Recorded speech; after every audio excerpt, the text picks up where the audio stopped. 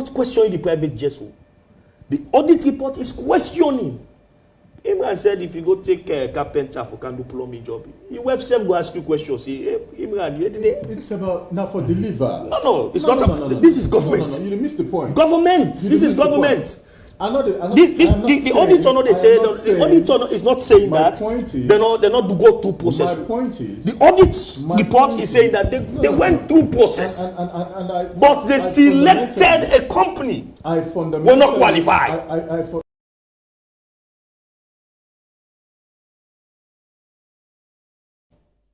Today is Tuesday, the 21st of December 2021. Good morning and welcome to Front Page on AYV Television on Channel 33 and also on radio on FM 101.7. We are online at www.ayvnews.com and you can also link with us on Facebook. African Voices Media Empire is the name of the page. Front Page comes up at 11 a.m. from Monday to Friday, and in this program we review and analyze stories, findings and events from the front pages from our local tabloids. But be reminded that the views of our panelists and other views of AYV. When to start off the show today, let's start with the AYV newspaper. And on the front page, it states GT Bank donates 100 million loans worth of medical supplies to fire victims. And 2021 Disabled Got Talent Awards nomination launched. Adonis Aboud robbed at EBK University dinner. 1 million loans offer staked for any vital information. Those are the headlines on the front page of the AYV newspaper.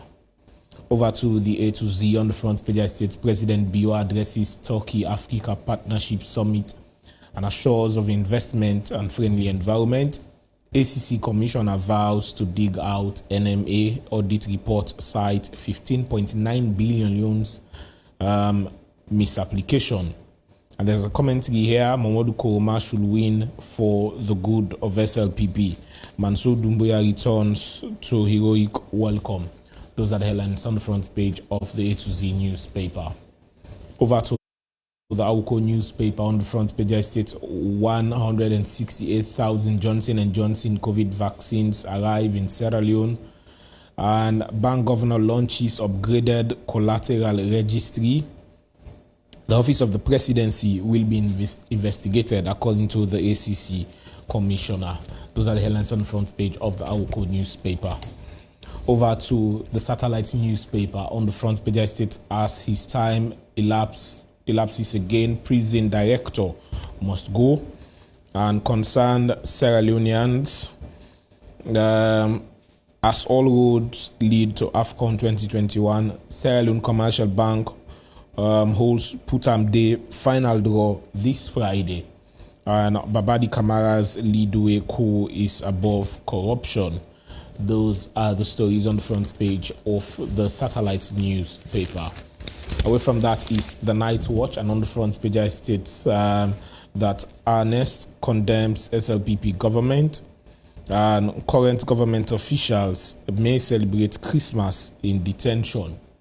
Those are the headlines and more you can find on the front page of the Night Watch newspaper. Away from the Night Watch newspaper is the Global Times, and on the front page it states Canadian writer donates books to Frabe College. SLPP delegates conference, Mamadou Koroma the man to beat. NP opens outlet in mile 91, and Hill Salon to promote disabled. Those are the stories, headlines of the stories on the front page of the Global Times newspaper. Over to the exclusive on the front page, I state at long last, peace in APC. You have the photo there of Anes Bai Koroma, Ambassador Alaji Usmani Ansane, Minkailu Mansare, and Sidiaya Tunis. Karamo Kaba and others in court today, and corrupt officials to spend Xmas in jail. ACC threatens. Those are the headlines of the stories on the front page of the exclusive newspaper. Over to the Independent Observer on the front page, I state endowment has an important role in universities, according to Dr. Adonis Aboud. Turkey BO presents strong case for investment in Salon, and how competent is Nabila Tulis? It's a question, and those are the headlines on the front page of the Independent Observer newspaper. Over to the Concord Times on the front page, it states pastor incarcerated for allegedly insulting President Bio. Poor electricity supply at PCMH. Statistics Sierra Leone assures credible data, and Higher Education Minister explains transformative strides in Turkey. Those are the headlines on the front page of the Concord Times. Over to the Voice of Salone. On the front page, I state, for committing felony, 6 sent to prison. President Bio assures of investment-friendly environment.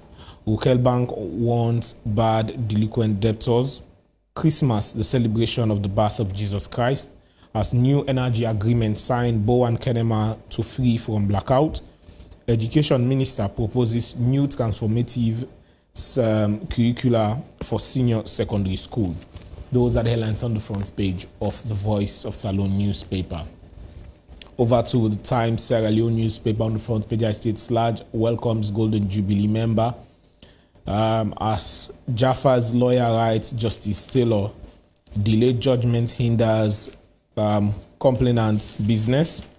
Amidst unlawful detention at CID, opposition leader challenges new direction government, and Sierra Leone diplomats abandoned in Miami. Those are the headlines on the front page of the Times SL newspaper. Over to the Awareness Times. On the front page, I states, as Chief Justice D.B. Edwards celebrates 3 successful years in office today. APC women to appear in court from the prison. Salpact rescues Gloucester Primary School with 100 desks and chairs. President staff can be arrested for corruption, but not the president, ACC boss Benkefala. US has donated 900,000 vaccines to Sierra Leone as farm partner against COVID-19. And SLPP to construct first government-owned SLBC premises in the provinces. Those are the headlines on the front page of the Awareness Times newspaper. And lastly, before me is the Vindicator newspaper. And on the front page, I state, improving online shopping. Orange launches e-shop service. EU's ERCC extols government emergency response to fire disaster. WFP, IOM, and Internal Affairs Ministry discuss cross-border cattle conflicts between Sierra Leone and Guinea. PRA boss bag certificate of appreciation from RSLAF. 34 military hospital benefits from PC and Sons donation. An information minister receives validated media code from IMC. Those are all of the papers I have here before me this morning. But to help me discuss in the studio, I have with me Thomas Dixon. Welcome to the program, Thomas. Thank you very much. Thomas, let's start with the press release from the ACC, reassuring that State House will be investigated as per the revelations from the audit report, which I'm sure you've conquered back and forth. But let me ask the question, because Francis Benkaifala is still assuring that those who are involved will be arrested. How sure are we, using other case studies, especially from previous government officials who have had cases with the ACC? How sure are we that this will not be one of those cases again where we'll see the ACC make so much noise and then at the end of the day nothing is being done? First of all, I want to commend Audit Service Sierra Leone for doing its usual job by auditing government. Audit Service Sierra Leone is the protector of the public purse. And I also want to say that I'm not surprised that stacking revelations were made, just that I'm shocked that a government who campaign on the platform of fighting corruption would be involved in so much corruption to the level of from the level of the presidency down to the level of the local council. I think that is very shocking. And in fact, the revelation at the presidency, at the level of the presidency, is putting the presidency into disrepute of forgery, deception, money laundering allegations, and so on and so forth, particularly the Lebanon trip. Now, coming to your question about the ACC, I think the ACC has vigor to fight corruption when it involves people of previous administration. That's the time you will see the ACC, the vigor of the ACC. The reason for this is the 2019 audit report, when it came out with together with the COVID-19 audit report. Similar statement was made by the ACC commissioner. Actions were actually taken on the COVID report, But no action was taken on the 2019 audit report. I stand to be corrected. No action, to my knowledge, was taken by the commissioner. In that 2019 audit report, several allegations, including ghost workers at the Ministry of Finance, several other allegations at the office of the chief minister, several other allegations involving the first lady, we are revealed in that audit report. But the SEC commissioner did not take any action. And in fact, when the SEC commissioner attempted to investigate the office of the first lady, we all knew what happened. He said he will be investigating from 1930 to 2002, 2020, all the first ladies in the country. And when the investigation, the report came out, what happened? The SEC commissioner only told the people of this country that they will be doing systems and systems review in the office of the first lady. I don't know whether they've commenced the systems review. Nobody was charged to court. Nobody was investigated, and so on and so forth. So you see a form of a bias SEC. And now this stacking revelation are made, and the SEC commissioner again is coming. For me, I have described it as a smoke screen. A smoke screen in which they want us to see the smoke and forget about the nitty-gritty of this issue. But there are lots of issues pointing towards malfeasance, misfeasance in the state. And I believe, as people, we should all support the audit service, because it seems as if the audit service is the only credible state accountability organization we have now. So for me, I think I don't believe that the SEC would investigate the 1,000 and some 100 cases they outlined that they found out in fact it was rashly done. I think they should have given us a week or two to study it more. Perhaps they would have seen more evidence. I know of other issues involving present government officials.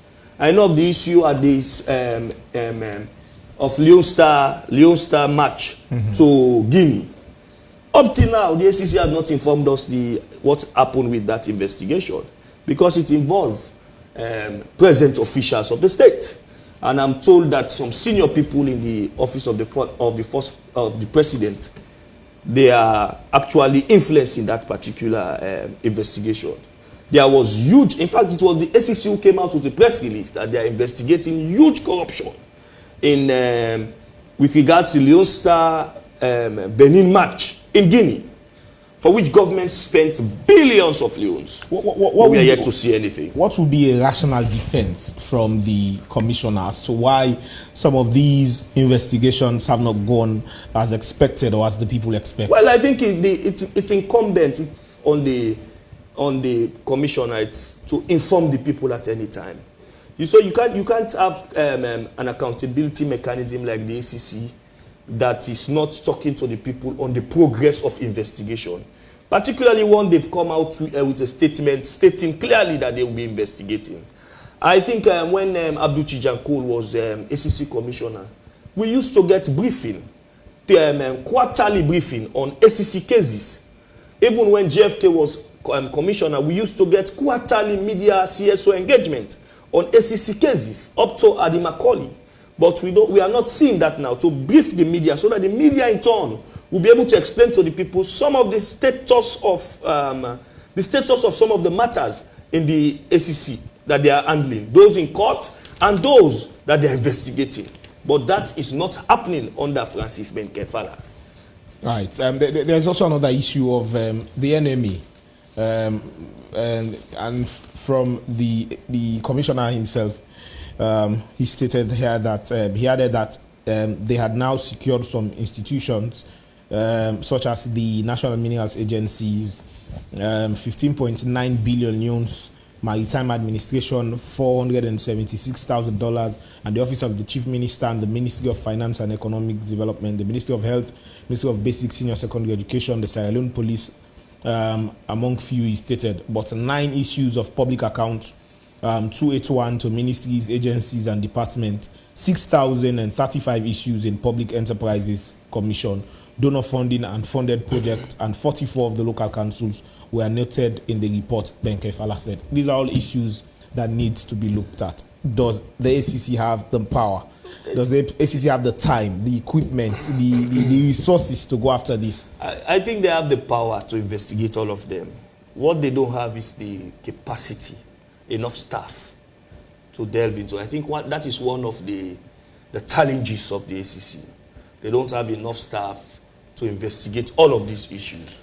And there are pending matters that are yet to be concluded, pending investigation that are yet to be concluded, and then you are coming with all of this on top of their head. I think they should have studied it very well, look at the critical ones, those who should pay back money, because there are people there whom the auditor said should pay back money. Like, for instance, in State House, there was a situation of double DP, wherein some people collected $75,000 for a trip. They collected another $75,000. The auditor is saying that they should repay that $75,000. And there is another audit report on the embassies of the embassies in Sierra Leone, in Africa, of Sierra Leone in Africa. And there is one instance in which the former Minister of Foreign Affairs, in one of the embassies, I think it was the embassy in Ethiopia, he went for an AU meeting. He asked the embassy to lend him $13,000, but he's yet to pay the money back to the government of Sierra Leone. And that man is now the current ambassador to Egypt. So that is easy for him to pay the money. There are certain cases, just say pay back this money and let them begin to pay.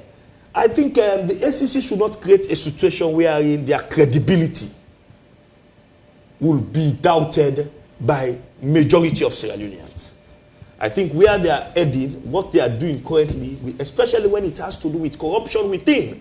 I could remember it was the then the erstwhile American ambassador to Sierra Leone, Maria Priwa, who said that the ACC should begin to look at corruption inwardly. I think that is what we are expecting. They should begin to look at corruption inwardly. But anytime you see they talk about corruption, the ACC will begin to go to 1930 so that they can bring people from former administration into it. I agree. I'm not saying that if people in the former administration are corrupt, they should not be investigated.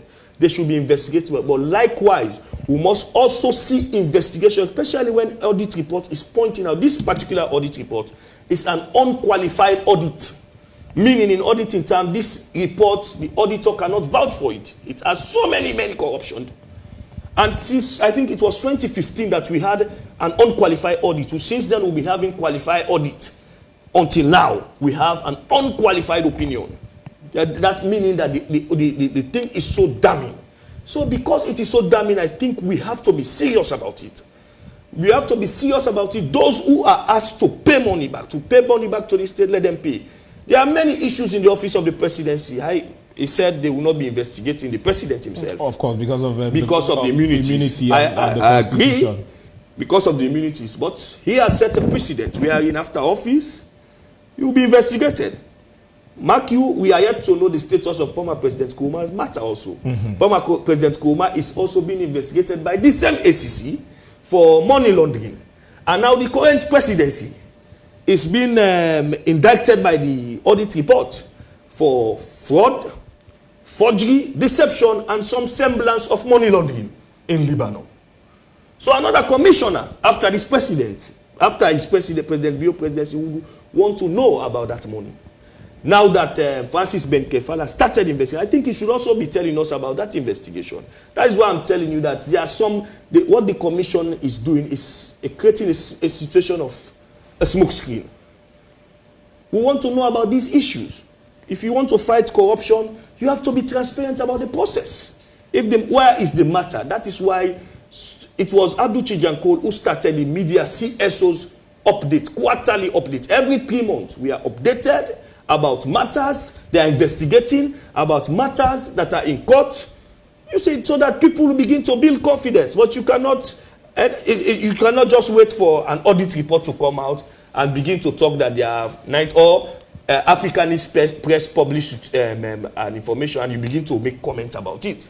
So I think we have to, the ACC Commission and the ACC should be very serious to keep the credibility of the ACC.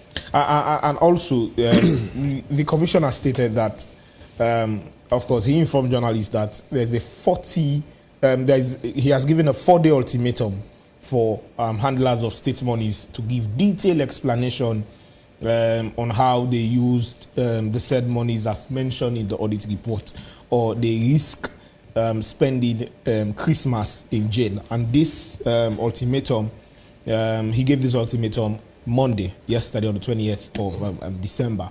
So basically, they have until Friday to make sure they come up with tangible explanations, written or whatever, to the commission on how these monies are being spent, or where they are. Is that going to happen? That's why I describe what happened in the press conference as smokescreen. This is not going to happen for people to come, and even when the process, I agree, this should serve as a tip for the ACC to investigate grand corruption. Meaning they should not wait. I am one person that will always say they should not wait for Parliament to complete their own investigation. In fact, both can do separate investigations on the same issue. But to say 4 days for people to explain, in fact, you have to identify the people involved. You have to bring them to book. And in fact, if these people took months without bringing anything forward to the audit, to the auditors, Thank you. How would they do that in 4 days? Well, that is how. In fact, that is the problem the auditor general has. That in fact, when they are asking questions about monies missing, these people will not come up with documents. But no sooner they reach to Parliament than they begin to come up with all fictitious documents about spending money. She was asking government in one of her, I'm talking about the now suspended Auditor General. She was asking government for more improved technology to be able to discern the dates of some of these documents that they will be presenting to Parliament. For me, again, Parliament has been very, very, very stubborn to discuss and debate the audit report. This current Parliament has actually not upheld its responsibility of holding government accountable. I don't know why they are afraid. I saw Kande Koleyum Kela, the NGC leader, asking for the report to be debated. But the majority leader, Honorable Newman, decided otherwise. So for me, I think we should have an open-minded discussion starting from Parliament on this report. Parliament should be able to call people to book. Parliament has the power to summon people, and they will come with their one. We all knew what happened in the Ebola audit report. Although at the end of the day, some of us who were disappointed in what Parliament came up with, but the fact that Parliament was able to scrutinize people is good. Since 2018, Parliament has not dealt with any of the audit reports. And that is a shame. That is a shame. They are paid monies. And one of their responsibilities is to ensure that they hold government accountable. They should be able to discuss the audit report critically. I don't know why, perhaps that is the reason why at the beginning of this Parliament, we saw commotion. At the beginning of this Parliament, we saw a situation where the government in power wanted a subservient speaker. The government in power wanted a subservient speaker than somebody that will be able to hold the scale balance in Parliament independently. Because by what's happened in the country, how the people of Sierra Leone voted, we voted for a hung Parliament. But what we had now is a slight majority Parliament, of which the ruling party is edging the opposition parties. All right. We've been joined in the studios by Imran Sila. Imran, welcome. Rightly so, we are discussing on with regards to statements or the press are made by the ACC Commissioner on investigating State House, the Office of the President, for all of the details, allegations, and misappropriations as stated in the Auditor General's report of 2020. The question I put forward to Thomas Dixon was whether, if we are really sure that the ACC is going to go on with these investigations, citing other investigations they've carried on with the issue of the now Minister of former Minister of Education, now Timbo, Labour Minister. now Labour Minister, we also had other issues that we haven't really gotten the end to. How sure are we that the ACC will speed up in investigating 120,000 issues highlighted in the 2020 report? We haven't even come here to Parliament not debating any of the reports, but how sure are we the ACC? Do they have the capacity to speed up the investigation so that these things will be brought up? And of course, there is a 4-day ultimatum for government officials who were mentioned or who have an idea of where these monies are, to make sure that these monies, an explanation is provided as to the whereabouts of these monies, or they risk spending the Christmas in jail. And these were the words of the commissioner. So when you ask the question, thanks for having me, by the way. When you ask the question if ACC can investigate, I think you're taking away the fact that they have the law as provided for, right, to do what they're doing. It's within their job description, right? Only 2 institutions in this country, to the best of my knowledge, are responsible to look into an audit report. Yeah, and that's the Public Accounts Committee, Parliament, by extension, and the Anti-Corruption Commission. And we have seen in the past 3 years that the ACC have been very proactive. I mean, people might have their concerns as to whether it is selective or not. I mean, that's a different argument altogether, right? But then the bottom line is, I mean, they have been very proactive, so they look into the audit report in real time. And we know, I mean, if you look at the sum total of convictions and cases that they have taken to court, it's dispassionate. It doesn't affect one political party. It affects, I mean, everybody who, I mean, for those who've been found guilty, everybody who has got involved with state funds, basically. And therefore, I think we have to trust them. If you have any information, or the public has, with regards to issues raised by the audit report, then, I mean, obviously, people have a responsibility to be patriotic citizens and take those information or document whatever it might be to that Anti-Corruption Commission. But, you know, I mean, I think what is lost in this argument was, or is the narrative that was being pushed out some weeks back. We all remember when the Auditor General was suspended, right? And the counter-argument and narrative that was being pushed out mainly by members of COP and other opposition parties, that it is an attempt to stop the audit report from coming out. And I said to people, but wait a minute, the work by the Commission is being done over a period of 12 months. And it has never been down to one individual, right? So you're the head.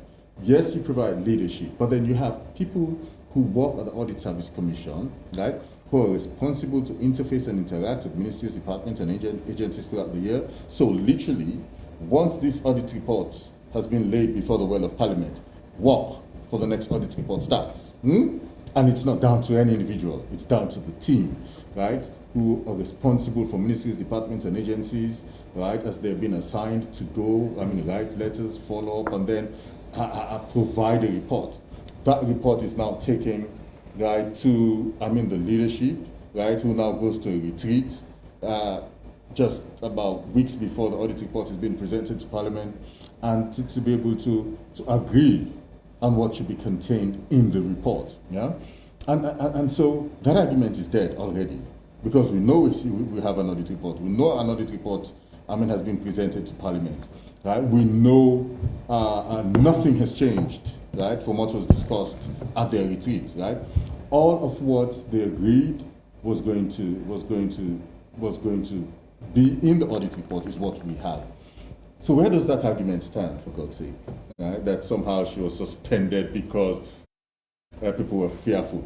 The second part to it for me is this, and Sori Fofana, who we all know has a very good pen, wrote beautifully, Majoroka, and he talks about smokes and winds or something like that, and he was alluding to some of the issues being raised by the audit report, one of which, I mean, has to do with the president taking a private jet to Lebanon. I mean, look, I find it, I wouldn't say laughable, sad. Sad simply because, I mean, a president is unwell. Somehow has to be flown out. And then somebody in that Audit Service Commission is asking, well, did you follow due process? You're talking about the health and life of the President of the Republic. I have seen, ordinarily, I know of a certain minister in the previous administration who was flown out. There was no money to be provided for him at the state, by the state, and it was necessary and crucial that he was flown out. He used his own personal money, right? Getting, what do you call it, a private ambulance, air ambulance, to come and pick him up, to take him out of Sierra Leone. And it costed him in excess of $45,000 just for one person. I know of another instance again where it was an emergency case. Someone had to be flown to Ghana. It's in excess of $45,000. You're talking about going to Lebanon. You're talking about the state and health of His Excellency the President. Somehow somebody is suggesting that, well, why hire a private jet, or why go through the process to get it? It is, we have to be a bit more serious than that, right? And it begs so many questions. One of which is something that was raised in a privileged conversation I had with someone, and I'm not going to mention any names. Yeah, this gentleman just said to me, "Look, I'm beginning to have the feeling that the Audit Service Commission is beginning to feel politicized." And this was not coming from a member of my party, by the way, from an opposition party, right? He has the feeling that the Audit Service Commission is beginning to feel politicized, because otherwise, I mean, the lengths and the extent to which they have gone, right, to get certain things contained in the audit report begs so many questions. But look, by and large, I think, back to your point, I think the Anti-Corruption Commission and the Public Accounts Committee have a responsibility. I mean, and Anti-Corruption Commission has always followed through on issues raised by the audit report. They did it last year. I see no reason why they shouldn't. It falls within their jurisdiction, and if we know anything about Francis Ben Kalfala, we know, I mean, he's a very diligent young man who would definitely provide us with the results. I mean, for political reasons, some might have a different interpretation of all those results and what they feel about those results. But look, the fact of the matter is, results will come. Right, Thomas, your response? Yeah, I think it raised lots of issues. I think on the suspension of the Auditor General, I believe it's an intimidation and it's a direct influence, political influence of the Audit Service alone, and we should not compromise the state. The Auditor General is protected. Her protection is guaranteed by the Constitution of Sierra Leone. And there are ways you could remove the Auditor General. Those ways were not followed literally, according as they were stated in the and so you see that it is geared towards intimidation of the Auditor General. And he said, people said, those in COP and the other opposition parties said that it's as a result of that the government wanted to prevent the Auditor General from publishing the report. Even government itself has failed to tell Sierra Leoneans the reason for the suspension of the Auditor General. You know, you have some background in law. You know about the judge's rule. If I'm arresting someone as a police officer or as a law enforcer, I should be able to tell the person that I'm arresting you for murder. That is the judge's rule. If you are suspending a public official as crucial as that, at a time when the audit report should be laid in Parliament, then it begs the question whether the suspension is not politically motivated. Now, we talked about the issue raised in the audit report. I think we have to read it carefully. The auditor is not questioning the use of a private jet. It's questioning the person used to hire the private jet. Someone who has no business in transportation. On an emergency. A company. For an emergency. Mark you, a company. For an emergency. And besides, let's go back to the Lebanon trip. Really? Let's track back. We are told by State House that President Bio will be going on a private visit to Lebanon. The evening President Biol landed in Lebanon, the Lebanese media told us that Sierra Leone president is in Lebanon sick. We had to cross-check with State House, Minister of Information officials. They denied. Only after 2 weeks for the First Lady to surface on social media with pictures of the President Jolene, the sick President Jolene in Lebanon, saying that they were in honeymoon. And now the Auditor General is not questioning the hiring of private jets. In fact, nobody should question the hiring of private jets for it borders on national security. The President is the asset of the state and should be secured by the state by any means necessary. But what is suspicious, the Auditor General will look at, as Manjoroka says, smokes and wind. Manjoroka has been in the fight of the suspension of the Auditor General. Even before the suspension, he had been part of it. He's my senior colleague, I respect him. Just like my brother Imran. But the fact is the fact.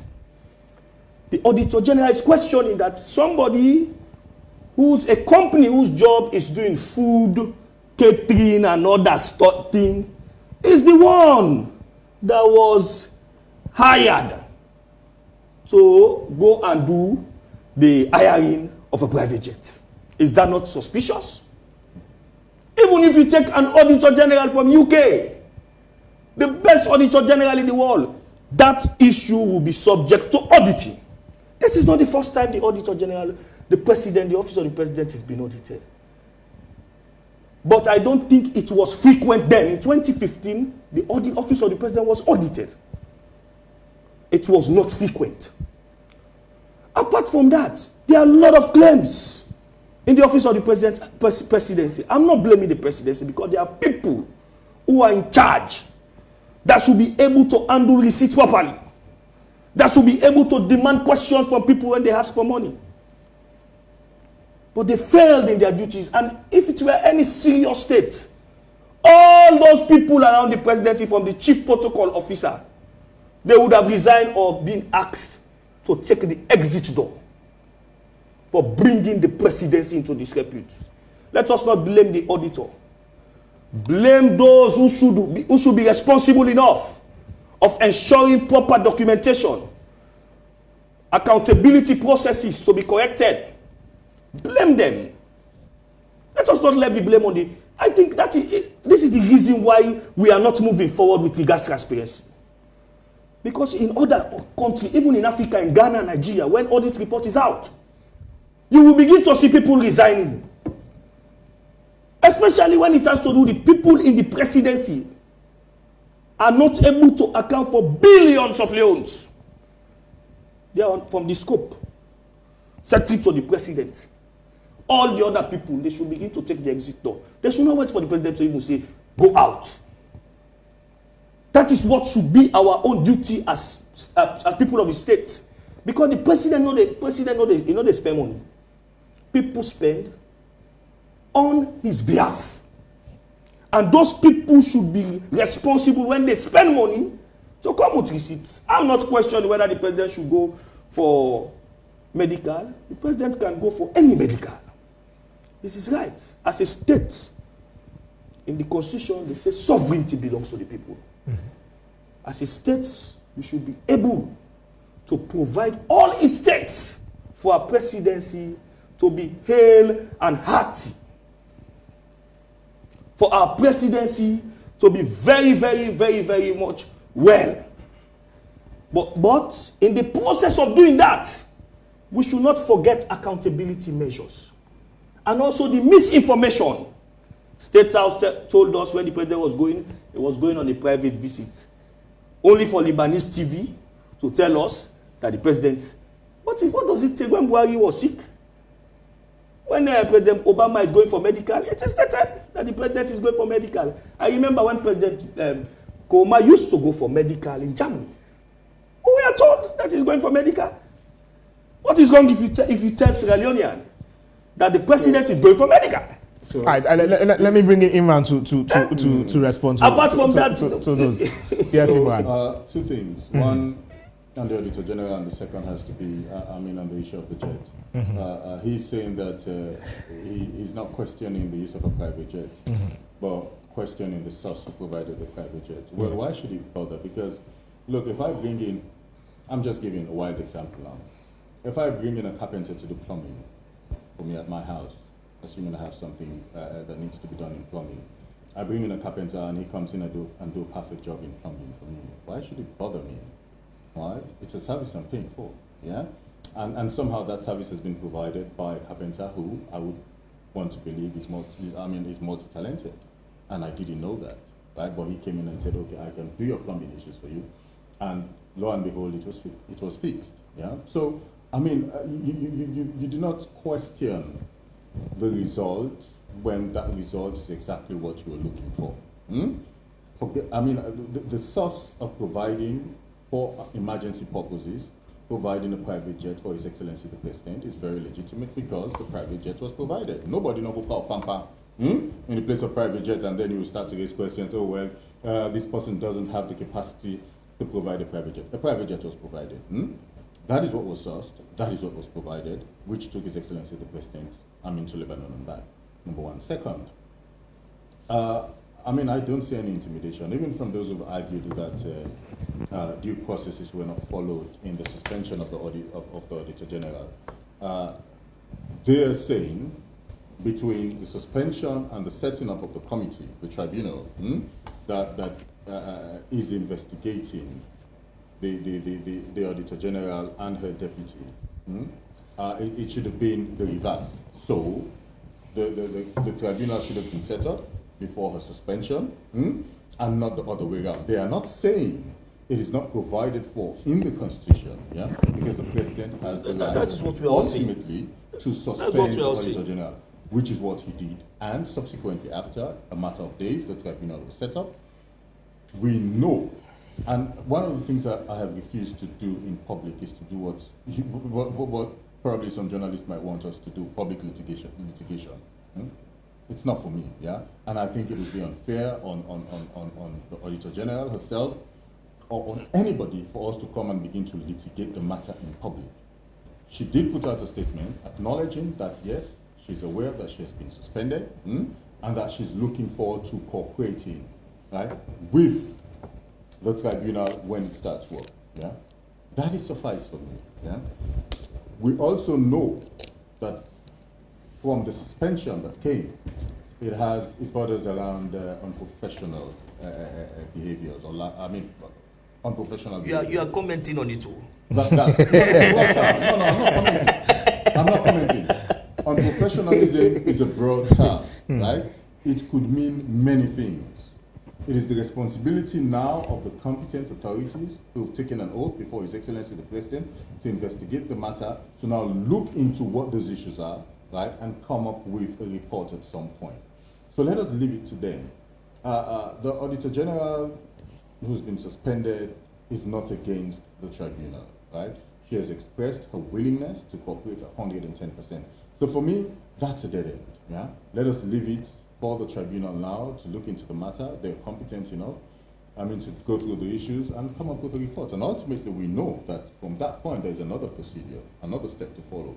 Meaning you now have to take it to Parliament and blah, blah, blah. It triggers a certain amount of votes to be able to pass through. And so it is not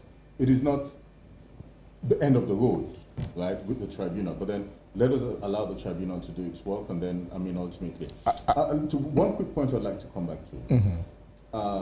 The Anti-Corruption Commission has stated quite clearly that they are looking into most of the issues, if not all, yeah? Contained in the audit report. They made that statement last year. And that includes the Office of the President. It's not for Joe Thomas, who probably might just be a civil society activist, to say, I'm going to look into issues. No. It is for the competent authorities, the Anti-Corruption Commission, the Public Accounts Committee, and by extension, Parliament, to have those discussions. And we urge them, right? We're all looking forward to what those conclusions would be. We know, based on the record of the Anti-Corruption Commission, in terms of their conviction rate and the number of successes that they have had, it is more than likely that we'll get the desired And quickly, in just 30 seconds, I'm afraid I do not have enough time. Let me just ask you both the same question. Quickly, are you concerned that the Auditor General's report of 2020 has branded the present government as corrupt? It doesn't brand the government as being corrupt. I mean, we know what successive MCC scorecard has said with regards to the issue of corruption. They see real efforts in real time in the fight against corruption, and that is something this government is committed to and has an overarching focus on. Yeah, so we will continue to deliver. What the audit report raises, it's ministries, departments, and agencies. It's broad. You're talking about structures now. We have always sort of alluded, even before His Excellency the President took the oath of office during his campaign, he did say that there was structural and systemic government. And I think we all have a responsibility. Is government providing the right leadership? Is His Excellency the President doing the right things to make sure that at least we begin to improve in those areas? I think he is, and sufficiently over the past 3 years he has shown that he has. My minister Mohamed Raman so I would say, has enough spine, right, and backbone, right, in the fight against corruption. Right. We that is something we would pursue, right? But then I think it's a concern for every single Sierra Leonean, right, that we all do the best we can to make sure that certain trends are reversed. Thomas. Yeah, I think this is an unqualified opinion, meaning the report is very damning and is pointing towards huge corrupt malpractices in government.